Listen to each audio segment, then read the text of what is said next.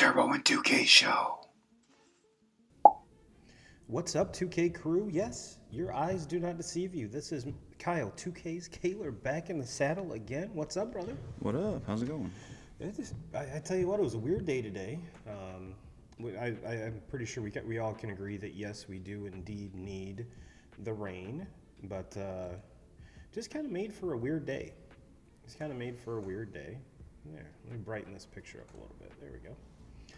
But yeah, just wife and I went to church, and then we just sat on the couch. We have a sick puppy, so get well soon, Morgan.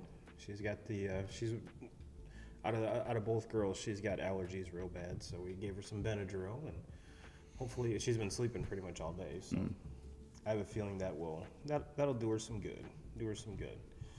Well, 2K crew, it's good to see you guys and gals. For those of you that are, there are a handful of you watching us either live on YouTube or here on Facebook.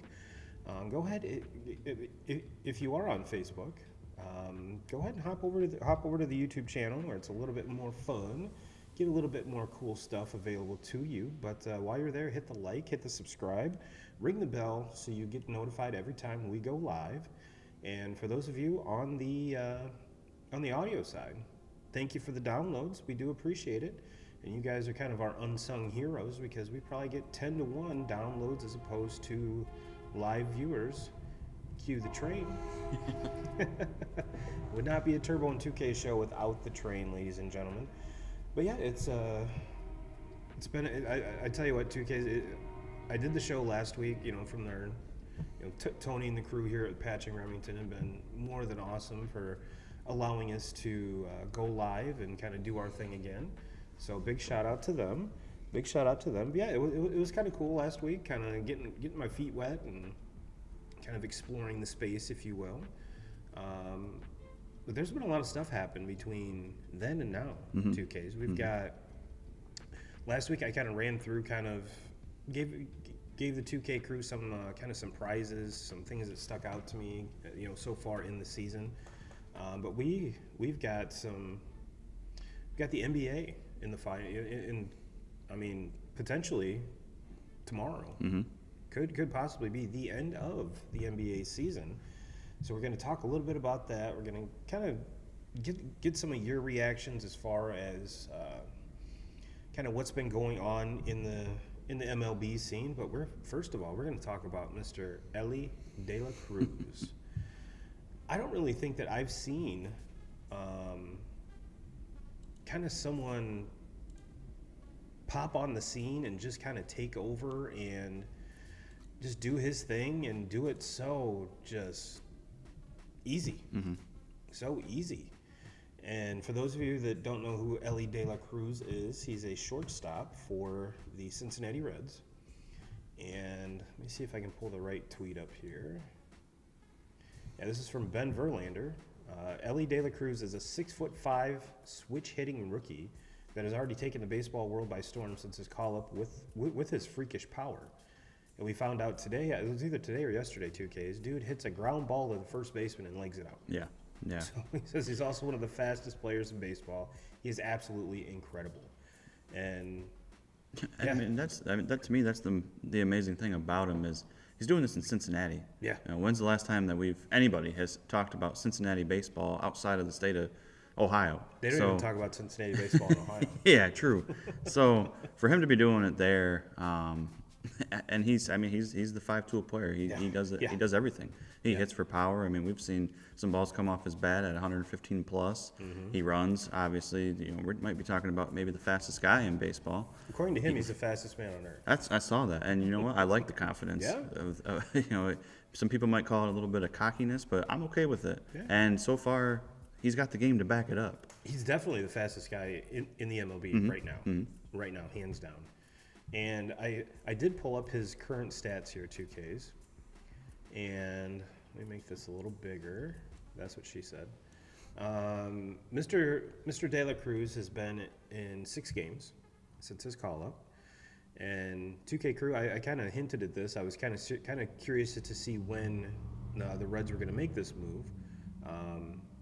6 games. He had 22 at-bats. 8 hits in those 22 at-bats, 2Ks.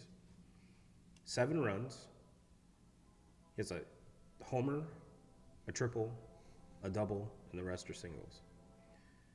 And he also has 3 stolen bases. And so far, to start out his major league career, he's batting .364, which, ironically enough, is leading the Reds, of course.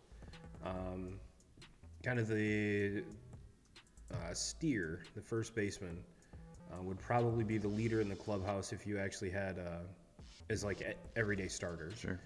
Followed closely by Jonathan India, who's a stud in and of his own. I mean, for those of you that haven't followed him, it's kind of hard to get a lot of pub when you are a second baseman. I get that. He's hitting .275, 7 homers, which looks like though it's second on the team behind Steer. But this is something that you hit the nail on the head. You hit the nail on the head that I'm pretty sure the last time we talked about the Reds, sure, Joey Votto was still there. I remember like Tony Phillips, Bronson Arroyo.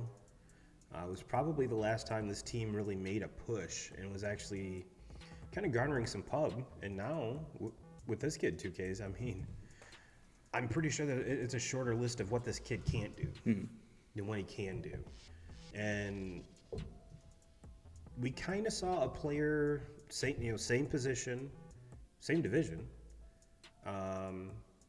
pretty much the same size. The only difference is that O'Neal Cruz for the Pirates is not a switch hitter. I'm pretty sure Pirates fans and just the Pirates team overall would really love for him to be back. That was one of the things I talked about last week was you and I both when it comes to the Pirates, we're like, all right, O'Neal Cruz is done. This team's done. They kind of proved us wrong, and then they kind of proved us right. And now they're starting to play better again. Yeah, they're tied for the lead in that really crappy division. Both the AL and NL Central are kind of dog shit, for lack of better terms. But yeah, it's I'm super excited. I pursue highlights of this kid because I mean, why wouldn't you? Sure. Why wouldn't you? You know, speaking of O'Neal Cruz last year, I mean, he had in the same game was clocked at like 98 miles an hour, throwing it over from shortstop to first, and then hits a ball like 115 miles an hour for a home run. And speaking of home runs, this kid's first home run, I'm pretty sure hasn't landed yet. That was just a tank job, just an absolute tank job. So, what are your thoughts, kind of, so far with Elly? Well, I mean, the hype was there. Obviously, they were been talking about this for 2-3 weeks before the actual call up took place, and and just for like people like you and I who are into the card collecting, and it was about. I mean, last year we already started talking about the De La Cruz first Bowmans and how, and then this year it started to amp up about a month ago. People were saying to get him ready, and I mean he's just taken this and in my opinion so far, I mean it's a very short stint so far, but he's ran with it. Oh, yeah. I mean he's looking like he could fit right in as probably an all-star in the game right now. Yeah. And then just I mentioned how he's doing all this in Cincinnati. Well, there's a lot to look forward to in Cincinnati. I'm looking at some of the stats here, and we obviously knew Jonathan India is a bigger name. He's done it now for over a year. Very good player. The Steer kid, another very good player. Stevenson, the catcher, T.J. Friedel, and out in center field, and they're all under the age of 25. That's amazing. And then the pitching, they have 3 pitchers that are 3 studs who haven't yet lived up to it, but they're all under the age of 23, 24, and I'm talking to Hunter Green, who was a very high draft pick, and Nick Lodolo, same thing, first-round draft pick. And the other one, last name Ashcraft, another high draft pick that they're super high on, super young. So this is a team that maybe could sneak up on some and make a run for it or something. They have the talent there. They're very young, but give it some time. And now you add a guy like Cruz, who is, I mean, this is what a team like this needs, is a guy that you can bank on, that's going to bat you, going to bring the excitement, going to bat you close to 300, going to hit for power, because that's kind of what they've been lacking, is that true power hitter that can make things happen. And from what I said, you can go through all of baseball, and there's probably 7, 8 guys in all of baseball that are generational players. I'm talking your Ronald Acuña's, your Juan Soto's, your Mike Trout's, your Shohei Ohtani's, Aaron Judge. This is a guy right here that 21 years old. We've only watched him for 6 games. He's going to be. I think you're going to be adding him to that list of generational players that you just don't see very often in Major League Baseball. There's only a handful every single season. So, yeah, if I'm a Cincinnati fan, I'm very, very excited that I get to watch this kid now for however many years. And to kind of continue that point, I mean, could you imagine this guy as a wide receiver? Because he's not a tall, lanky kid. He's very well put together, and yeah, I honestly think the sky's the limit with this guy. And when you look at Cincinnati as a whole, all those prospects you just said that are trending in the right direction. Add to that a division that is so weak right now that and since they brought this kid up, they've won ball games. Mm-hmm. They've won ball games. So is it completely out of the realm to think that this team might make a run at the division? Not at all. Not at all. I mean, I can't imagine that Pittsburgh's going to stay playing the same caliber of baseball that they've played so far. I mean, just look at their track record. Mm-hmm. And if you compare especially now adding Cruz into this with Cincinnati, if you compare the lineups, I got to give the nod to Cincinnati over them. 100%. And then Milwaukee's just been solid for 5-6 years now, but they just can't get over that hump. They can get to the playoffs, but they can't win any series in the playoffs. And it's an aging lineup. I think it's a team that you look at Pittsburgh and Cincinnati, and I think they're young and they're up and coming, and I think they're ready to take that division by storm. To where I think Milwaukee is going to start to. I think they're going to start to disappear in it. We watched it this weekend. They get swept by the A's. I mean, Oakland, arguably one of the worst teams of all time. Oh. No, they statistically are. Yeah, and they sweep Milwaukee this weekend. So Oakland's won 5 straight games. Oakland's turning it around, and then I'm sitting up here bashing them, and my Tigers have lost 9 straight games. So oh yeah, oof.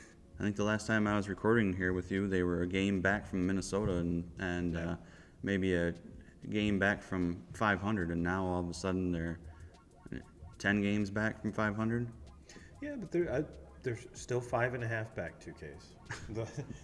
The Twins nor anyone else in that division is running away with anything by far. No, by far. But one team that has been playing better the last week or so is the White Sox. The White Sox 100%. Have started turning it around, are playing better. And the Twins and Cleveland just kind of stale up there and can't really get hot or anything like that. They're just kind of playing consistent 500 baseball. I don't expect it to happen. I think with the White Sox, but can they get hot and cut that gap down? I mean, the White Sox have some talent.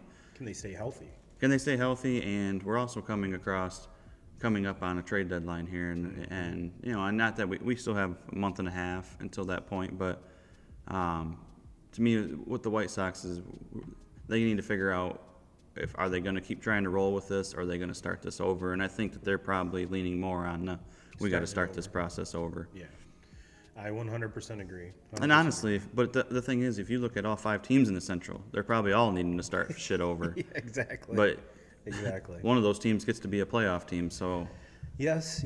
I mean that is kind of inevitable. Well, let's kind of tie a bow on this Elly De La Cruz talk. I mean, we've sat here and pretty much gargled his dick the whole time. But the reason why, and we are not alone by any means. We are not alone. I do have a couple more tweets here. And I wanted to put this one on here just because of the guy who tweeted it. Drunk guy who bets. Good on you. The show did follow this guy, so I can't wait to see. I mean, this guy has to be electric with a name, Drunk Guy Who Bets. It says Elly De La Cruz made us money today. Cheers, and should be a household name by now. The 6'5" switch hitting rookie for the Reds is the next MLB superstar. He's fast. Plus, I mean, Drunk Guy Who Bets 2Ks. I mean, put the nail in every single head here. Mm-hmm. I mean, there is absolutely nothing that you can argue in this tweet at all. So I've got one more here. This is from Bally Sports Cincinnati. There's no issue at all. We're moving forward. We're chilling. Elly De La Cruz is making his first week in the major leagues in stride. De La Cruz reached 4 times today with 2 runs, a stolen base, and an RBI. He sits safely in all 6 games.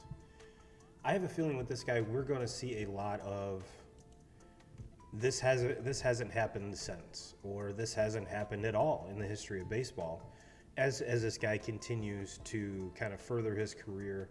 And I, for one, am extremely stoked to watch it happen. Extremely stoked. So 2K Crew, if you don't know who Elly De La Cruz is, I suggest you, get out from the rock that you live under and start paying attention, because this kid, you're going to hear his name for quite a while. Well, 2Ks, we kind of wandered it. We dipped our toe into the kind of the MLB scene overall. There's a couple things that I want to get your take on, and you kind of mentioned about your Tigers. I do have a tweet about them. This is from Barstool Detroit. If you are watching live, it's a picture of a shirt that says "Sell the Team" in the Tigers font. And if you are a Tigers fan and do want to purchase one of these, they are available on store.barstoolsports.com, and I'm sure you can find your way in to buy one of these gems. And it kind of does tell a narrative here, 2Ks, but it's not wrong. It's not wrong. I shouldn't say that. I'm not sure new ownership would fix this team, as opposed to the spot they were put in by past management is pretty much all to blame right now. Yeah, and that's where I'm at with it. I'm not on this, jumping on this sell the team idea. Look, it's a different. Obviously, there's no more Illich. It moves on to his son, Chris Illich, who has proven that he's not willing to spend the money that his dad was willing to do. Well, his dad wasn't willing to spend the money until about that last 6-7 years of it. You bring Dave Dombrowski over, who obviously he's a go-for-it-all GM. He does not really care for what goes on in the farm system. It's all about the major leagues club, and we're going to spend money and make really, really aggressive deals. And they did it, and they tried to win one, and unfortunately they didn't win one. But as far as the names and the contracts that they were willing to sign, there was no limit on it. They were going to spend, however, they were going to spend the same way that the Yankees were. They were going to spend the same way that we look at the Dodgers now. Like, they were willing to throw money out, and they tried for it. And now we're starting a kind of the next generation, and it's unfortunately it's been a combination of Dombrowski sold everything as far as the farm system, so they had nothing, and then you handed it over to somebody that had no experience. No experience at all, and he made it worse. Yeah. And we allowed it to happen for 6-7 years, and it just kept on getting worse. And I think we've started trying to rebuild about 3 or 4 different times, but we haven't really gotten off of stage 1 of the rebuild. Yeah. And now we changed up everything going into this season, so we're starting that rebuild again from scratch, and it's not. I don't know, like, these people that say sell the team or the Tigers are not willing to spend any money. I don't know what you want. Like, you have to start that foundation. So, like, even before the Tigers started to spend money, they started a foundation where you had a Justin Verlander to build yourself around. Like, that team, like, when if you go back to 2006 when they went to the World Series, like, you had Verlander coming up and just starting to take off. You had a Curtis Granderson that you brought all the way up through. You had Craig Monroe, who, another system player that came all the way up through, and he was a significant player on that team. And it wasn't like he was a all-star or anything like that, but you had 5-6 guys Brandon Inge, Jeremy Bonderman. I mean, just more and more names that you can keep on naming off. And then when you got that, that nucleus to build around, then it was, now we're going to make the deal and bring Pudge over. Now we're going to sign Maglio Ordonez and bring him in. That was when we're going to bring Carlos Guillen in to play shortstop. That's when they started spending the money and bringing guys in. but you still had to. Like, what the fuck do the Tigers have young that you want to go spend money around? Like we tried it last year because we had this hope that Riley Green and Spencer Torkelson were going to be their top 5 draft picks, so they got to be phenomenal players, even though they're 22 years old. They're ready to go. So we got to spend money. Mm-hmm. So they go out and they sign a deal for Eduardo Rodriguez, who pitched 8 games last year. If that, yeah. And then it was like there was 4 shortstops out there, and the Tigers thought, well, we got to get one of these shortstops. Mm-hmm. We got to get one of them. Well, they chose to go with Javi Baez, who has been just an absolute fucking disgrace. Mm-hmm. It's been terrible since he signed that contract with Detroit. Mm-hmm. Fucking horrible. There's nothing that he does good for that team at all. Mm-hmm. I thought when they made that deal, like, okay, we're bringing in a guy he won a World Series with Chicago. Not that he was one of the best players, but he knows what it takes to be on an up and coming team. It was like that because he came all the way up through with the Cubs. Mm-hmm. They went through their losing days where they were the fucking Tigers of the league, and then they were able to keep on hitting on these draft picks and work their way up. And he was a part of that. So I thought maybe this will be a decent signing. Well, he's been fucking terrible. He does nothing. He plays mediocre defense. Strikes out a ton. He strikes out all the fucking time. Mm-hmm. He chases everything. I think he's hit 3 home runs this year. Mm-hmm. He's probably got somewhere in the teens for RBIs. He's batting under 230. That's crazy. So my thing is, what do you want the Tigers to do? Like what move? What are these? They have to keep on just trying to get themselves out of this hole. They have to keep on trying to draft smart. They have to keep on trying to sign these prospects from these young prospects and hope that you hit on 1 or 2 of them. Mm-hmm. They have to just keep on.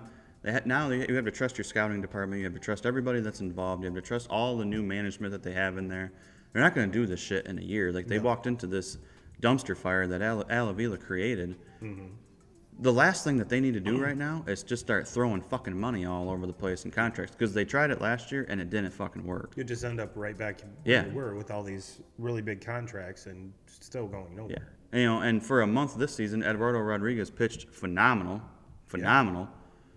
And that was probably the time to fucking trade him because now he's hurt and still leading the league in ERA though. Still a chance that he comes back. And the only thing that I'm hoping for is that he comes back and throws really, really good baseball for a couple weeks, and then they can fucking trade him for something. Come on over to Boston. Trade him. Trade him. Because what is Eduardo Rodriguez going to do Nothing. For that team right now? Nothing. They're so far away from being able to compete for anything. Mm-hmm. So, I read things, and it's the same people that are sell the team. Mm-hmm. Well, you don't know shit about baseball. You definitely don't know shit about building an organization because what's the fucking point of keeping this guy around that's going into age 30 season? How much longer is he going to do this? He didn't pitch at all hardly last year. He hasn't been healthy for this year for very long. He threw 4 really good starts, and that's it. Then he threw 2 or 3 pretty mediocre starts before he ended up on the IL. So to me, you have to trade him. You have to trade him, especially with some of these younger pitchers coming back. That unfortunately, the Tigers have set them up in a place where you have to ride and die on these guys. We drafted Casey Mize. We drafted Tariq Skubal. We drafted Alex Faedo. We had all these young pitchers. That's what they put all their eggs in that basket. Yep. So they have all been hurt, and Skubal's probably going to be back in the next week or so. The Brisket kid who pitched decent last year, he's probably going to be back in the next week or so. Faedo he's on the IL right now, but he's probably going to be back pretty soon. Casey Mize, we have to expect, is not going to be back at all until next year. Why rush him? But exactly. Mm-hmm. But you have to trust in that. Exactly. And until you can start taking off and get something going, and Torkelson and Green can prove that they're going to be good Major League Baseball players, there's no point of putting any money into this shit. No. You're not going to go. The Tigers aren't going to go and make huge deals and sign make 2 max contracts and going to change shit around. Like there's a long way to go before they get to that point. I 100% agree, and kind of as an outsider looking in, because now that Fox Sports Detroit is no longer a thing, and I don't get Bally Sports, I really don't get to see the Tigers that much. Yeah, and you know, and fuck Major League Baseball for that too, because they are the worst sport. About blackout? Yeah. Mm-hmm. You know, we get blessed one game a week of listening to these ass wipes on ESPN. Yeah.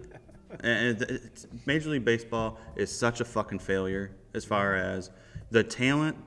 I mean, I'm just going to keep going on this rampage because the Tigers pissed me off and now I'm hot. But the talent level of what we have as far as for Major League Baseball players, there's 9-10 guys in baseball right now that are some of 9-10 of the best players that have ever fucking picked up a wooden bat and a glove and walked out on that field. And there's no exposure for them because Major League Baseball fucking fails over and over and over again. The shit wouldn't be acceptable with the NFL. No. Shit wouldn't be acceptable in the NBA with Adam Silver.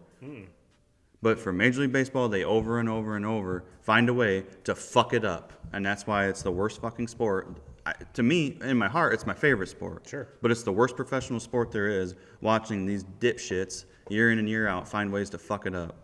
But yeah, we're closer to Chicago than we are Detroit, yet we don't get Cubs games blacked out. We don't get White Sox games blacked out. But we sure as hell get Tigers games blacked out. But did I expect this team to do great things coming into the season? Not really. But in my opinion, I think they're doing better than what I even thought they would. Did I think it was going to be a frustrating year for U2Ks? Absolutely. It's been a frustrating decade for me. Yeah. Yeah. I mean, and you know what? They've lost 9 games in a row. You go back 2 weeks ago, and honestly, they were playing really good baseball. Yeah. They really were. Injuries. And it's you take Riley Green out of this lineup and what he was doing, and he's kind of the catalyst, and they go off of him, and so you take him out of the lineup, and then, you know, where would this team be? I know you can sit here and come up with excuses, but where would this team be if Casey Mize was pitching from the beginning of the season and Tariq Skubal was pitching from the beginning of the season? I mean, those are two very, very good pitchers that the Tigers are, you know, putting this shit show out there of all these guys that you really had never heard of, and starting guys in the bullpen, and because they're trying to piece together what little bit they can. And you go back 2 weeks before they went on this 9-game losing streak, they were a game back. They were a game back from Minnesota. They were a game or two from being 500. Like, they were playing pretty good baseball. And I think, you know, and so that's part of this rant this is coming off of watching your team lose 9 in a row. That's why I'm kind of going on this rant tonight, where I'm not happy about it. They led the game all day today, and then they found a way to lose it. And it's just, that's what bad teams do, is they find ways to lose games, especially close games like today. Well, I can honestly say, 2Ks, that your Tigers play better defense than my Red Sox do. Yeah. The Red Sox have been playing atrocious defense. And a little bright side here, 2Ks, your team's 5.5 back. My team's 14.5 back. Yeah. 14.5, because that's going to take us right into the next topic here. You and I have talked about the Rays over and over again. This monumental start that they've went on. But let's talk about the team that's 5.5 games back of them. Let's talk about the Orioles. This is from K&B at Casnos Ball on Twitter. Baltimore Orioles in 2023. First team in the MLB to 20 road wins. 40-24, best start in franchise history. This is a franchise, 2Ks. It's been around for quite a while. Quite a while. They have their history is littered with Hall of Famers. Potentially 3+ All-Stars, the best catcher in baseball, the 2 best relievers in baseball, all with the second lowest payroll in baseball. And I have a feeling if they're the second lowest, 2Ks, I have a feeling the A's would indeed be the lowest. And you and I at your house Googled the Tampa Bay Rays payroll last night, and believe it or not, 2K crew, the dude making the highest is making the most money on the Rays is $11 million a year. And he's one of their starters. I can't remember his name right off the top of my head. You would think as the host of this show I would have that for you, but kind of going off the cuff here. So let's bring this tweet back up here, 2Ks, and let's kind of dissect it here a little bit. potentially 3+ All-Stars. You got Mountcastle. Do you think they have the best catcher in baseball right now? I don't know if he's the best catcher in baseball right now. He's definitely got the most potential of any catcher. He's definitely, and give it another year or two, and hands down, he's the best catcher in all of baseball. We're talking about Adley Rutschman. Yeah, I mean, it's hard to argue it. It's hard to argue it. I mean, I'm trying to think in my head. The only one that I could say that probably right now is kind of the leader in the clubhouse as far as best catcher in baseball is Realmuto. That's what I was gonna say. Just because he's done it for a long time now, it's not. He's been in the league and doing this for 7-8 years. Like, yeah, he's probably the one that I consider the best. But yeah, Adley Rutschman is going to be an absolute stud, and we'll see. I'm curious with him because he's so good at the plate. Is it going to kind of be like? Did you learn, from watching Joe Mauer in Minnesota? Like, do you want to let him waste away back there behind the dish?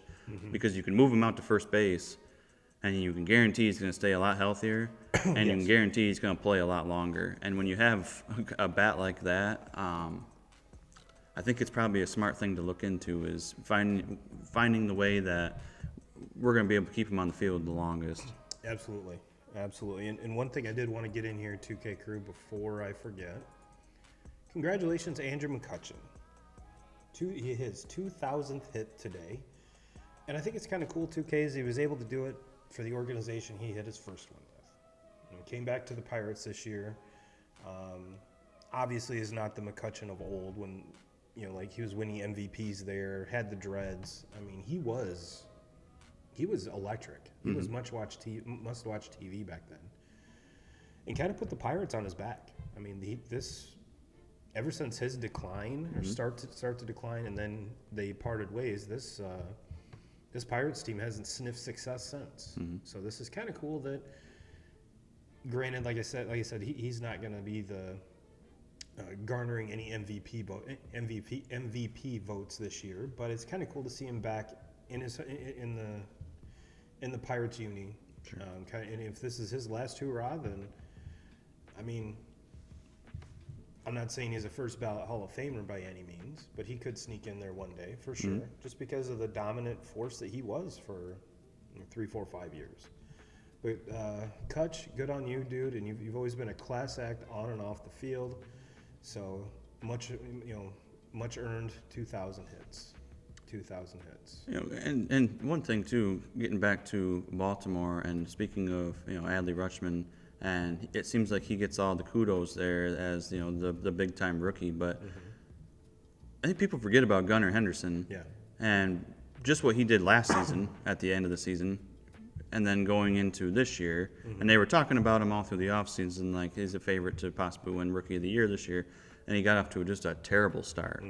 Well, this last month or so, maybe about the last 2-3 weeks, he's been one of the hottest hitters in baseball, and you're starting to see the average climb, and you're seeing the home run numbers. I think he's probably getting close to. He might even be over 10 home runs now. I know he's close to that, but he was playing awful at the beginning of the year, and so they have two. Adley Rutschman, he's an all-star and potentially the best catcher in the game, but Gunnar Henderson's another. Let's not forget about him. He's an absolute stud, and so for this team to be 17 games over 500 and have him not play up until this last couple of weeks, the way that we're used to seeing him play, or the way that we know that he can play.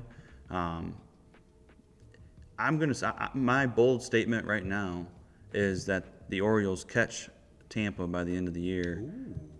And that the Orioles win this. I think the Orioles are a better team. I think Tampa has better pitching. Yeah. Absolutely. But as far as lineup, and the Orioles pitching is no slouch. They're young and they're up and coming. But I think this Orioles lineup just gets hot as the weather starts to heat up and we get into the dead of the summer here. I think this O's team passes them. And to answer your question, Gunnar has 9 home runs. He's second on the team. But the Orioles are 5.5 games back. 5.5 games back. And one of the things I talked about last week, 2Ks, is that the difference in run differential from the Rays to the Orioles is over 100 runs right now. Not to say that that means, one team's better than the other one. It's just, it's kind of astonishing. And I also did something, because the Rangers lead the league in run differential. Now they're down to plus 149. And the A's were over 200, which in their 5-game winning streak, they've kind of cut that back. They're minus 194. Obviously the worst number in the league. But there was a win differential of like 370 runs compared to those two. It's just so crazy. I'm like, as we're talking, I'm looking at stats, and I don't know. I mean, I'm sure there's probably other teams, maybe not other teams that are as deep as this, but I look at the Tigers, and and just how many home runs. Like, I'm just looking at their leader on the team in home runs is. Rogers with 8. Yeah. Jake Rogers with 8 home runs. And the next guy is Nick Maton, who has 6. Either one of these guys are really everyday players. They're kind of just platoon players. They're not considered like they're everyday guys. Mm-hmm. So they have one guy with 8 home runs, and the next guy, second on the team, has 6. And then they have a lot of guys that have 2 and 3. Fucking Javi Baez, 4. Like, what a joke. And then I was just looking at Baltimore. They have 8 guys that have over 7 home runs. Mm-hmm. 8 guys. Their leader is Mountcastle with 12. Or no, with 11. But then they have 5 guys with over 8. Mm-hmm. Like, and people want the Tigers to spend money, sell the team, but there's nothing here to build around. Nothing. Fucking Torkelson. He's supposed to be the guy. Do I think he's going to be a good baseball player? Yeah. 5 home runs at this point in the season. It's fucking unacceptable. Mm-hmm. It's unacceptable. All there is to it. Like, when are you going to get over that peak? Like, if you're a first pick of a draft. Mm-hmm. It's just. Adley Rutschman isn't. We're not wondering about him. Nope. And you hit the nail right on the head. And it is kind of sad to say that, especially when those 2 guys were number 1 overall picks in back-to-back years, mm-hmm. right? And do I think that in a perfect world, Torkelson probably wouldn't be up until like next year? Yeah, probably. Mm-hmm. Get a little bit more time. Mm-hmm. But I'm not saying it's a dire situation, but it's more like a fuck it, let's just see what we got, mm-hmm. And kind of live with the growing pains. Whereas with the Orioles, I mean, Rutschman came up last year, mm-hmm. so he had a little bit more time. Sure. And especially, you would think if one of them's going to struggle worse than the other one offensively, it's going to be Rutschman because he catches. Mm-hmm. And all the extra responsibilities and things like that go onto the catcher's plate, you would think that if there was an excuse for a slow start or something like that. And it's like, when Rutschman came up and made his debut, it was like, it looks like this guy's played for 3 or 4 years in the league. Mm-hmm. And Torkelson comes up and he looks like a deer in headlights. Yeah. And it's like, and it wasn't like, I mean, I get it. They forced him up too soon, mm-hmm. or and they kind of had to, because there was 8 people at the ballpark to watch the Tigers play, and they had to, and you can't. How can you just keep on raving about these minor leaguers when the major league club is as bad as they've been? So they, you have to move them through the system. But it wasn't like he was playing like shit down there, because he forced his way up. Like, he was hitting home runs, he was hitting for power, he was hitting for average. Do I expect that Torkelson's going to be a 300 hitter? No. But he's got to hit 20 home runs. He's got to hit 25, 30 home runs as he gets older. 5 home runs at this point in the season, it's unacceptable. And the Red Sox have something very similar in Bobby Dahlbeck. Mm-hmm. So, and Bobby's even been down in the minors longer than Tork. Yeah. And it seemed, because right now, Dahlbeck is hitting the daylights out of the ball down in AAA. Mm-hmm. and is for whatever reason he makes the transition And has a couple 3 or 4 good games in a row, and you're like, all right, this is the guy. This is the guy he's supposed to be. And then he just takes a nosedive right off a cliff.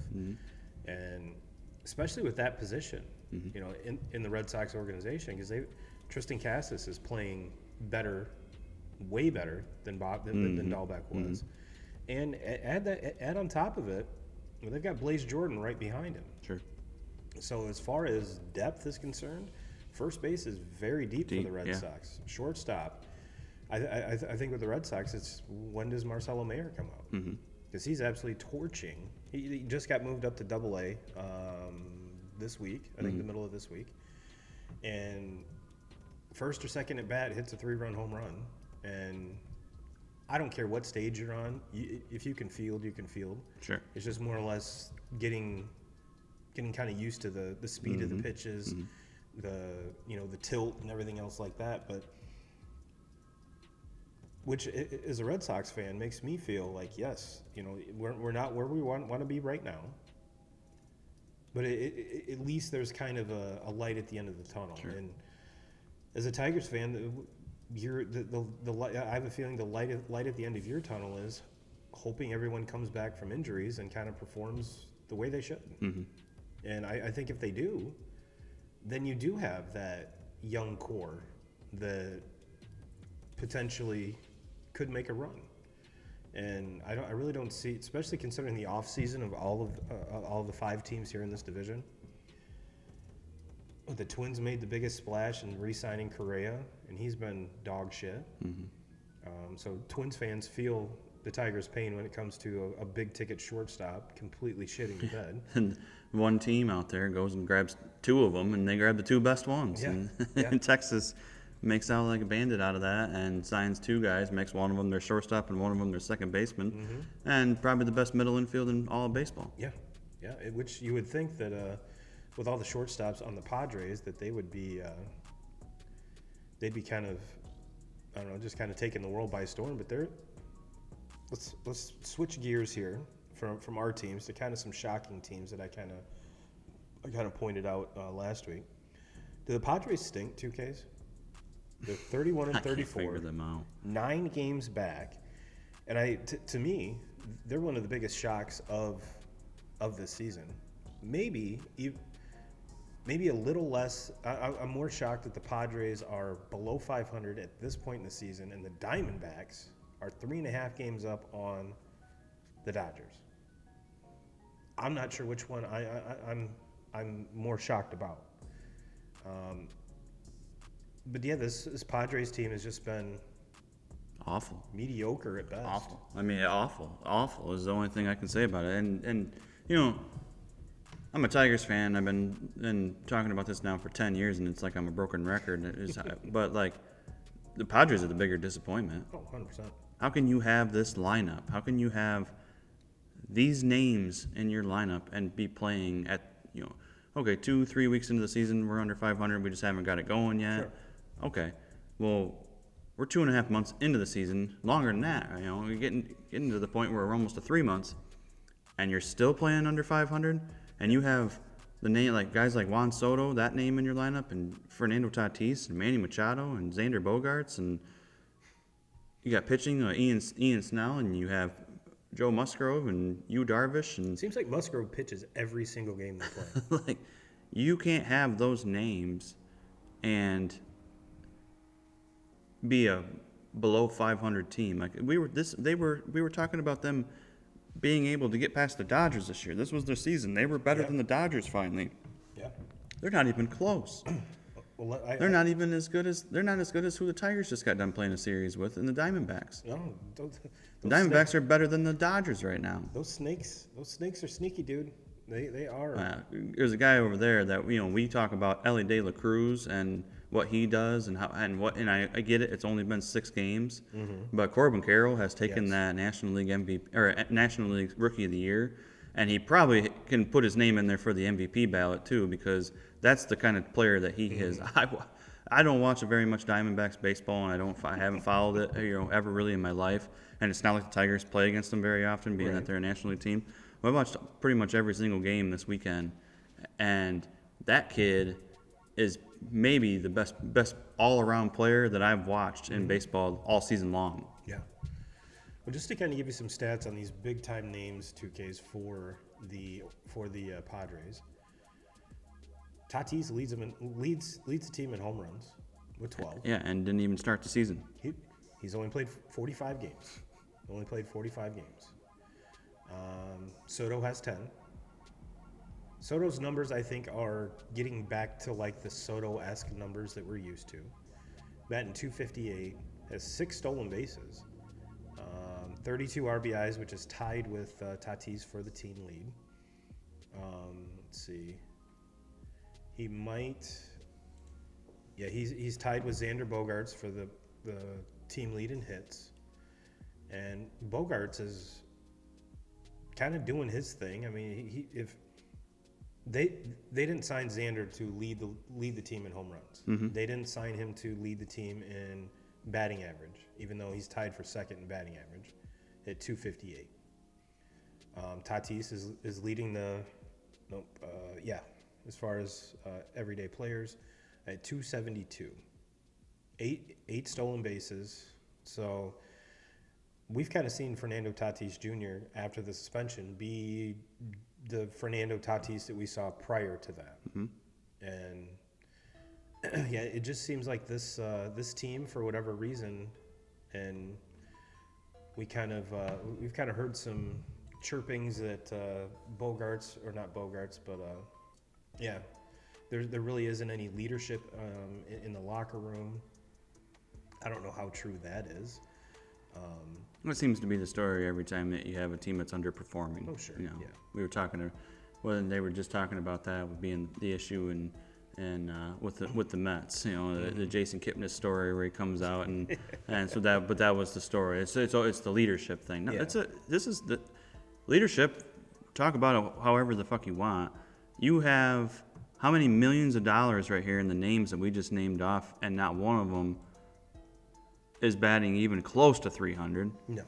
Tatis is really the only one that I'm not even going to talk about right now. Soto's at 10 home runs, but batting .258. Unacceptable.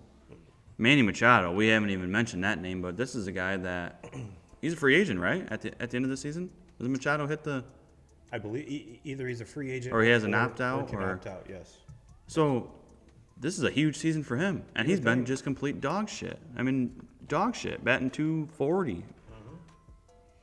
Yeah, the power numbers down. Manny Machado at this point, 6 home runs, and that lineup with all that protection around him. Yeah, 6 home runs. Rewind this time last year, we were talking about him as an MVP candidate. Yeah. I mean, I'm sure if he took the vote right then and there after the third of the season mark, he would have won it, hands down, running away.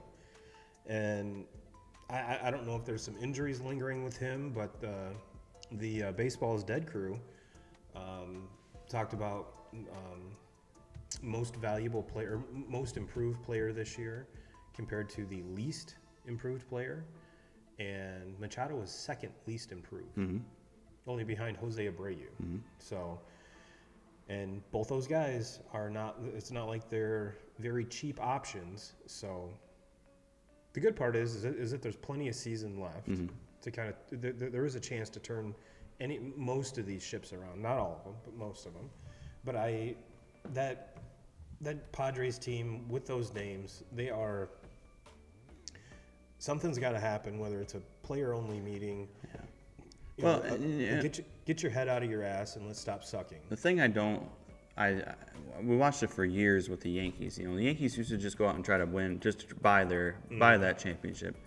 And the thing I don't like about it is you get all these players that you just expect them. You expect it. We expect Soto to hit 30-plus home runs. We expect Tatis to hit 30-plus home runs. We expect Machado to be a 30-home-run guy. And so when you manage that kind of a team, you just expect those things to happen. Like, wow, we're not going to try to manufacture runs here because we can't take the bat out of Soto's hands. We got, it's always that, get runners on base and then we're going to hit a home run. And if you manage at that style, I think it hurts you when you have too many really, really good players instead of having a couple really good players, and then mix those with guys that are hungry, guys that can manufacture, guys like, I hate to just keep on bringing this guy up, but that Corbin Carroll, like, he can do everything. He's getting on the bases, and he's in the pitcher's head because he's bouncing all over the place over there. He's stealing bases like Ronald Acuna. You know, we don't talk about him because he's in Arizona. He's batting over 300. He's got he's got double-digit home runs.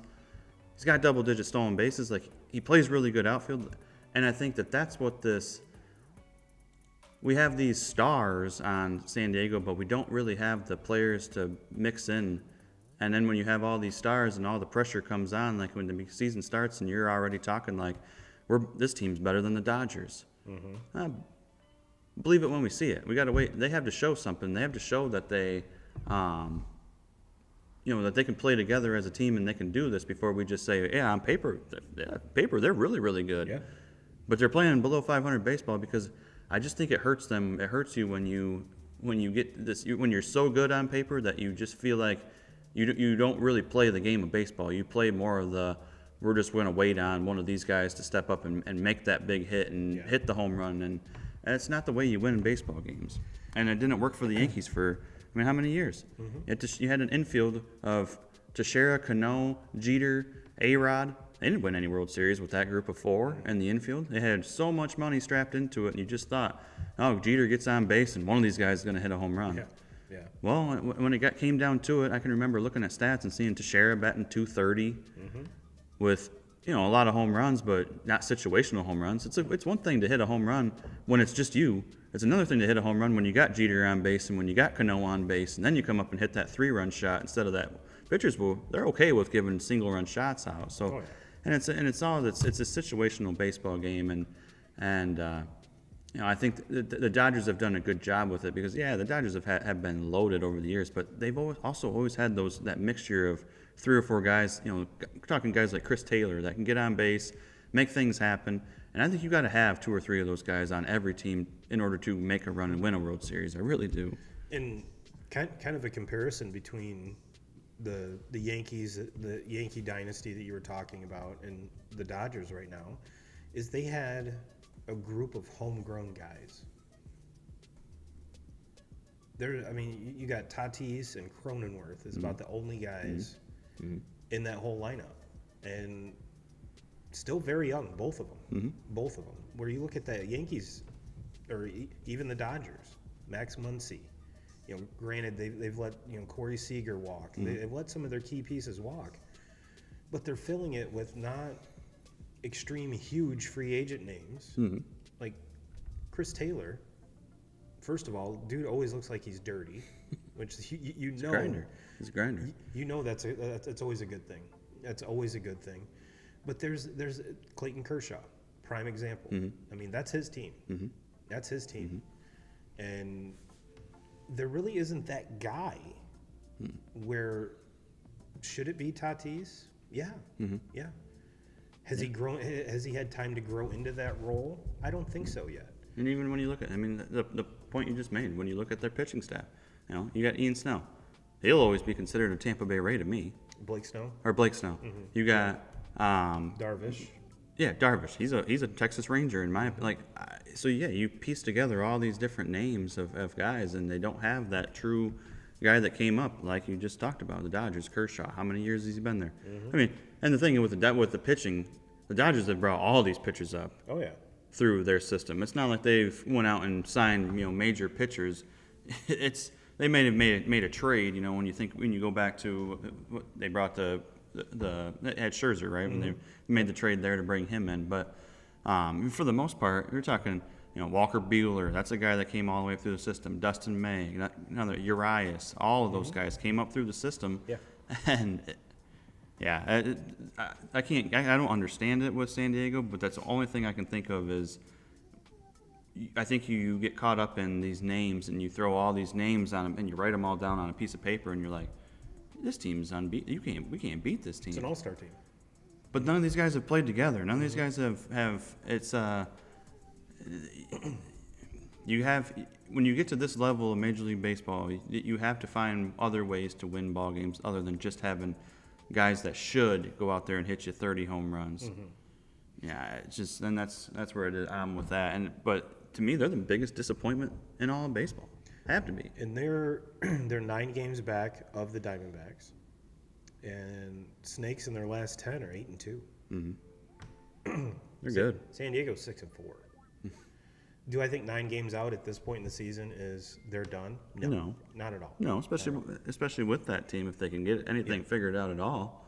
But they could go on an 18, 20-game winning streak like that, or they should. They should, yeah. They should. I mean, to me, with those players and they should be 8-9 games above 500 right now. Absolutely. And then you look at, I kind of mentioned, or you mentioned, and I talked last week too about the Mets. The Mets and the Padres have very similar records. Padres are 31-34, the Mets are 31-35. Mets are 9.5 games back, and the Mets are sitting there in 4th place in the NL East. And right now, even the Phillies, kind of as up and down as they've been all season. I think right now the 3 teams that are ahead of them are better baseball teams than the Mets, and that's kind of a shame considering And I even saw something across the bottom line earlier today saying that the owner has come out and said that the GM and the manager are safe, and I'm sure that's not a conversation that he was wanting to have at any point in this season, let alone at this point being 4 games under 500. And you can say what you want. I mean, injuries are a part of the game, and they've definitely had their fair share. But I don't know. I think it's too early to still kind of throw in the towel on the Mets and the Padres. But I think it's one of those things that they can't let this gap get any bigger. 9.5 and 9 games. That's a lot of games. That's a lot of games. Yes, you still have plenty of games left with the teams that are above you, but the longer you wait to make your move, the smaller your margin for error is. Well, 2Ks, let's talk a little NBA here. A little NBA. And to be honest with you, I'm actually shocked that the Heat actually won a game. Yeah, I mean, I was too. And I thought for Game 2, being that it was in Denver, I thought Denver just lost that game themselves. I thought they played flat. There was really nothing good about them, with the exception of with Jokic. He was just typical Jokic. I mean, I think he ended up scoring over 40 points that night and had over 10 rebounds. But he was the only one. Jamal Murray wasn't very good. The rest of the guard, Porter, was not very good. But then they come back out in Game 3 and 4, play the way that they've been playing pretty much through this entire playoff. To me, with this NBA Finals, and I'm probably saying it because I don't really give a shit to talk about the NBA all that much, but there's one team that's here, and there's all the other NBA teams are down here, like the Denver, and I think this team's always had the potential to be it. They just never been able to put it all together and be healthy throughout the season. You go back to last year, Jokic coming off winning his 2nd consecutive MVP. And everything is good. Jamal Murray tears his ACL, going into the playoffs. Obviously, they don't have him for that. That team just, they lose it. And then you go the year before that, Porter Jr. is out. He's hurt. They make the trade to bring Aaron Gordon over. Aaron Gordon's hurt. He's not playing. And so just injuries for 2 years in a row have done this. Jokic has been the best player in the NBA for 3 straight years now. Finally, this year, he has all of his team, his supporting cast. Everybody's healthy. Jamal Murray's playing. Jokic is going to win the MVP, hands down. There's no argument there. But if you were to pull everybody in the entire NBA throughout this entire playoffs and all the performances, Jamal Murray's number 2. Right, The 2 best players in the NBA playoffs this year are on the same team. Jamal, so as good as Jokic has been, Jamal Murray's been right there with him. This team, they've been amazing to watch. And coming from a guy that doesn't really like to watch NBA basketball that much, I looked forward to watching all those games when they were playing the Lakers in that series because they're just so damn good. And then watching this series now, I don't think Miami's as good of a team as the Lakers were. No. So I think that this has just been kind of I just expect Denver's going to go out there and beat them by 15 points, and I expect Denver to come out and beat them by 15 tomorrow, hoist up the trophy, first Denver Nuggets NBA championship of all time. So it's Sunday right now. Monday, this is going to happen. I'm already giving my congratulations to Jokic and the boys. Yeah, that's there's not much in sports that I'm more confident in saying that than Denver is going to win this finals. Yeah, unless something just fucking crazy happens. Yeah, but.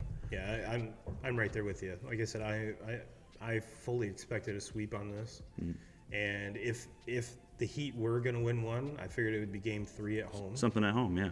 And they looked absolutely ridiculous Game 3. And with that, I'm pretty sure that was the game I watched that Jokic got 5 fouls and had to sit out a good portion of that fourth quarter. And I'm pretty sure he was sitting on 9 rebounds. And yeah, there was I'm sure there was a lot of bettors that took him to, which I'm sure him scoring a triple double wasn't, plus a whole lot. No, like a lot of players, but pretty sure you were sweating. Pretty sure you were sweating. I've kind of given up on betting on the NBA. That's a story for another day. I got completely hosed by stats. Whoever takes care of the stats, the NBA stats. They're not on my.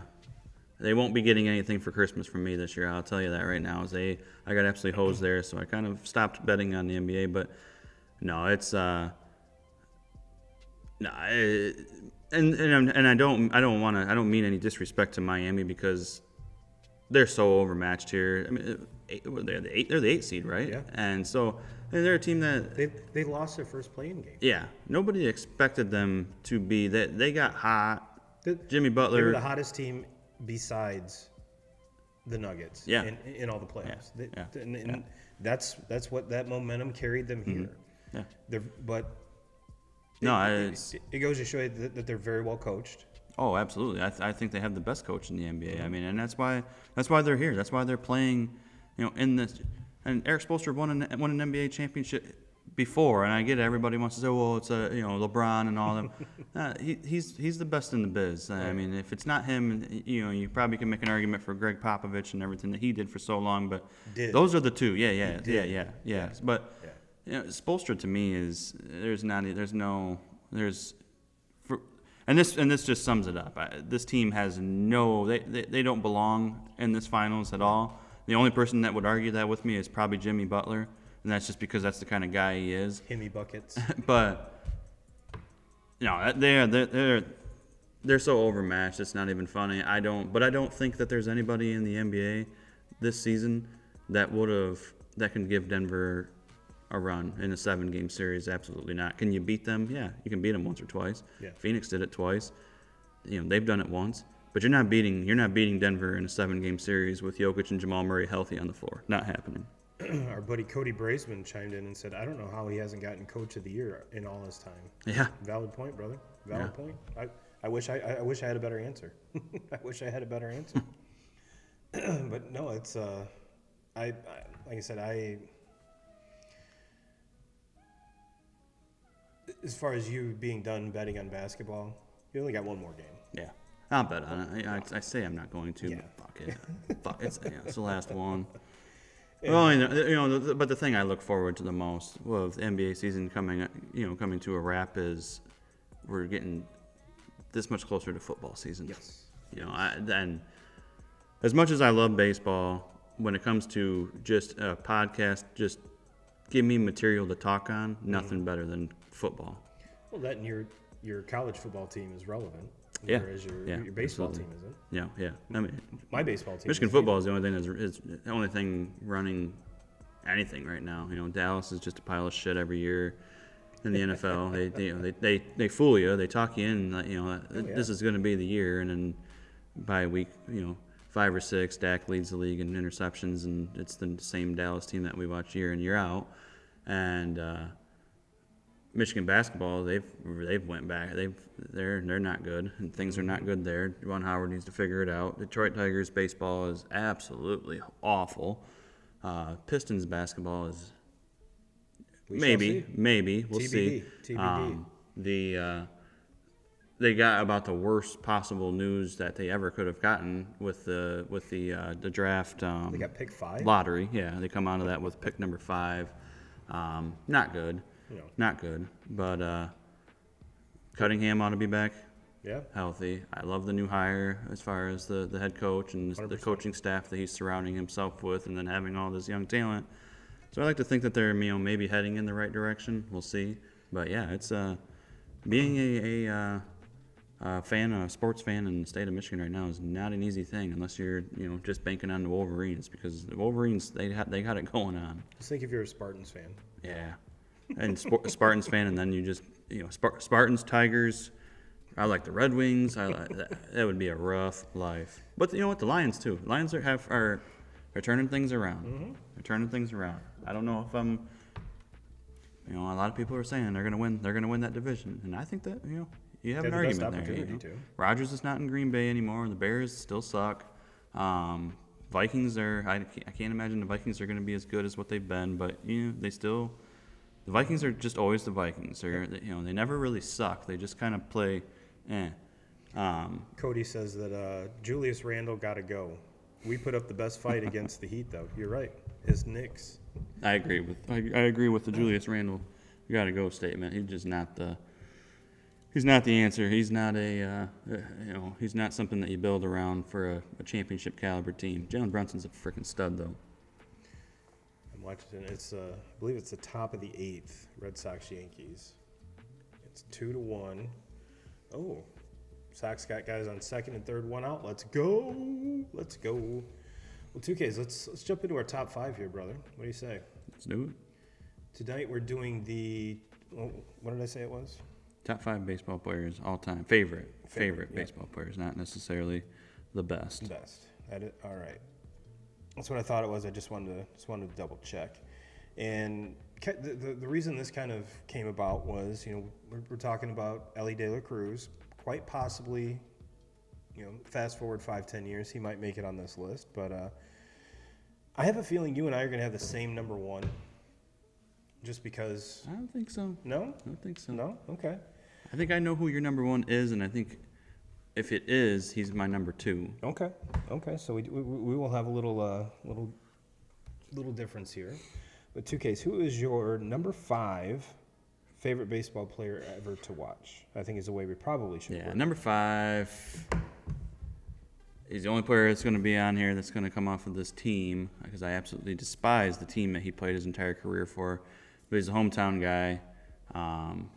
Played the same position. People might know him as the captain. Played the same position for the same team his entire career. Derek Jeter. Just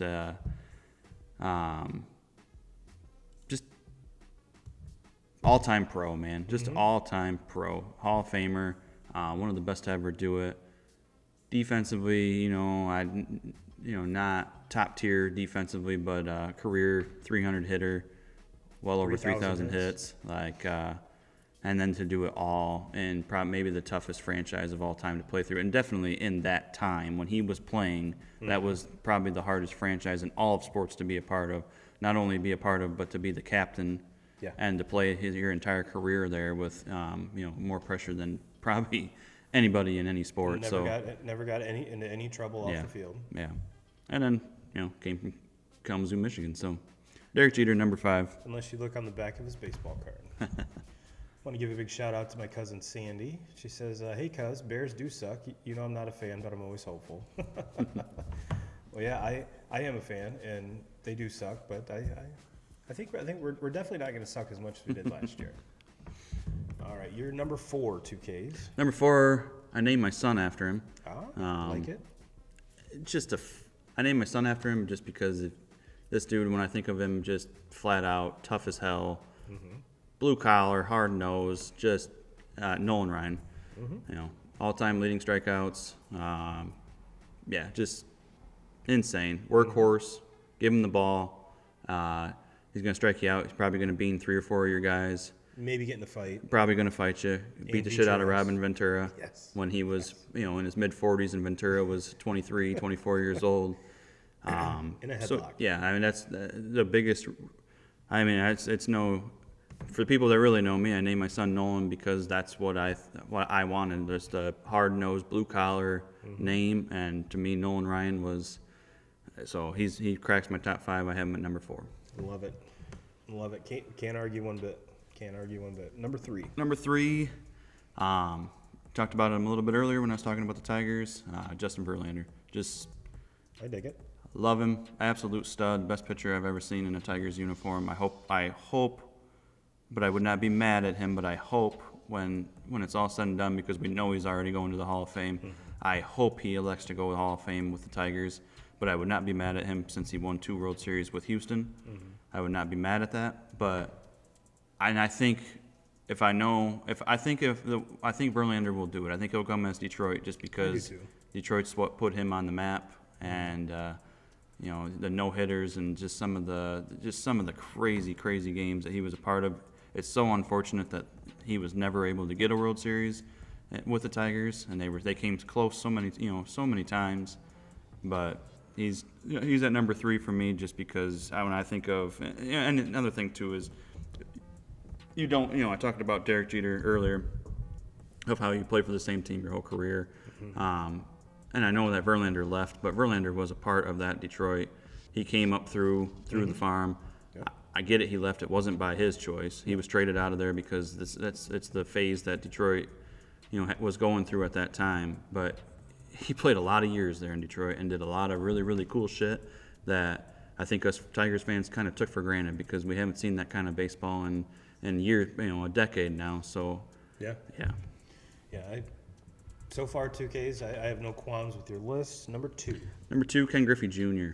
The kid. The most beautiful swing that I've ever seen in baseball. And just, when you think about like basketball and you go back to the Fab Five, and it was like they made basketball cool. You started wearing the lower shorts. You weren't wearing the short shorts anymore. Black shoes. Yeah, the black shoes. When I think of Ken Griffey Jr., that was when baseball became cool.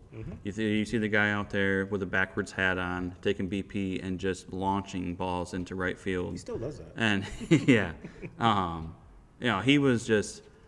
If it wasn't for the guy on number 1 just being the runaway number 1 for me, Ken Griffey Jr. would be my number 1. I think Ken Griffey Jr. would probably be number 1 on so many guys playing in Major League Baseball today 100%. On their list if they were to make this list. So, when I think of Ken Griffey, I think of the most beautiful swing that I've ever seen especially left-handed swing, which left-handed swings are way, way better looking than right-handed swings. Yeah, yes. 100%. And then just how, except for Freddie Freeman. and then just how fucking cool he was and carried himself, on the field. And unfortunately, injuries played a huge factor in him. Especially later into his career, because I think he would, numbers-wise, if he was healthy for that entire time, I think some records would have been shattered. Yes. And Red Sox tied it up, 2-2, Nice. going into the bottom of the 8th. Nice. And your number 1 baseball player you love to watch 2Ks is? Number 1 baseball player, easy. Same thing can be said. Injuries played a factor with this guy too, but for about a 7-8 year stretch, there was no hitter in baseball that was even close to him. Another Detroit Tiger, Miguel Cabrera. Final year of his career this year. It's unfortunate that they're not playing the last 4 or 5 years of his, probably longer than that, 6-7 years of his career have just been kind of no meaningful baseball, nothing like that. But in that same time, they stopped playing meaningful baseball when he stopped being able to perform, and it wasn't anything to do with him. It was all injuries. He can't help, and just things that he can't help. So it's been sad to watch him these last few years, but if you go back to when I was in high school and graduating school and going into college and watching the Tigers and Miggy, hit for a triple crown and year in, year out, lead the league in batting average. And there was no cheapies. There was no infield singles coming in there, winning Silver Sluggers and winning MVPs and winning a triple crown for a time being there. And this is another guy, over 3,000 hits. He's cemented himself into the Hall of Fame. He will be a Hall of Famer as a Detroit Tiger. There's no doubt about that. That's why he's number 1 on my list. Like you tend to forget. You watch him now, and it's like, man, it's hard to watch him right now. But when you really look back at what he did and what he allowed us to watch and be a part of for a 8-9 year stretch there when he was really healthy and good. You're talking one of the best to ever do it. 100%. Well, my top 5 is a little different. Spoiler alert, there is one guy on my list that is on yours, which I think we already talked about. But my number 5 is Bo Jackson. I mean, just the iconic I think it was 1990 scorecard with him, the shoulder pads and the bat. Every kid wanted that card. Every kid wanted that card. And just watching some of the stuff that he did. Climb walls like Spider-Man, has a hose for an arm, breaking bats over his knee. I mean, he was that guy. Another one that, it's so unfortunate, but, I said it with two of my guys, injuries. Yeah. If it wasn't for injuries, what would Bo Jackson have been? In either sport. Yeah, exactly. Exactly. In either, I mean, we're talking about Shohei and what the stuff that he does, which is almost impossible. But to play two sports and be an all-star and a Pro Bowler in this, I mean, that's. Yeah. I mean, and now he's like a world-class archer and all this other stuff. So, yeah, Bo Jackson makes my list is number 5. Number 4, Dustin Pedroia. Yeah. I mean, he was the. You don't have to be 6'3" and just hit 500-foot home runs to be successful in the major leagues. Won not only an MVP but the Rookie of the Year, a couple World Series rings, and he was like tangible. Like he was like us. He was like us. Just an absolute gamer. Yeah. Just Again, a guy who's always dirty. Yep. Always Yep. dirty. Always dirty. Yep. Number 3. Number 3, I got to say Chipper Jones. Chipper Jones. I like it. I mean, we were, growing up in the age that I was, everybody got TBS, so we watched Braves.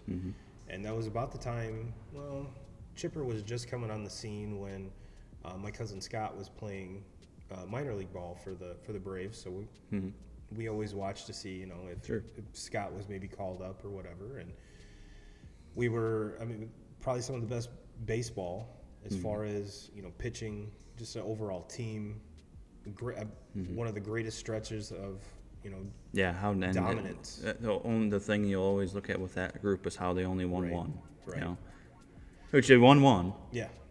But it's just like when that group, Chipper being the leader as far, but when you talk about that team, you can't help but think about the pitching, the pitching staff, the Hall of Fame pitchers that you have. You have 3 Hall of Famers that you're going to punch 1, 2, and 3, and in the primes of their careers. That's the thing about it is when you get that, you don't normally get them all in their prime, and they got all 3 of them in the right smack dab in the middle of the prime. And to come away with just one. Yeah. But, yeah, I'm with you. I love that pick. I love Chipper. And then number 2's got to be Big Papi. I mean, you just talk about electric. On and off the field. Clutch. Yes. And smile as big as the whole entire room. First DH is a Hall of Famer as a DH. Right? I mean, deserves it for sure. For sure. And you look at so many of those. If there was no David Ortiz, there's no down 3 coming back against the Yankees. There's a lot of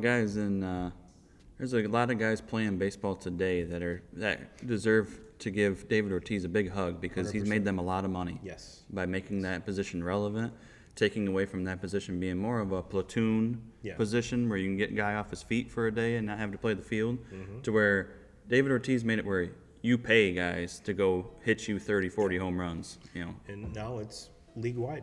And then not only you find guys and you pay them that amount of money, but longevity. You can let guys play. How long has Nelson Cruz played now into this career? Still playing. Because the DH has been able to keep him going. Victor Martinez, how much longer was he able to play baseball just because of the position of DH? We're watching it right now with Miguel Cabrera. Miguel Cabrera would have been done years ago with all these injuries if it wasn't for the DH. So there's a lot of people that owe David Ortiz a huge thank you for what he did for just the position of DH. And I love the way he just talks shit to A-Rod all the time. Love it. And number 1, Griffey. Ken Griffey Jr. Every kid growing up has tried to emulate his swing. And again, smile, size of the room. Never really any off-field. It was just injuries. And you are 100% right.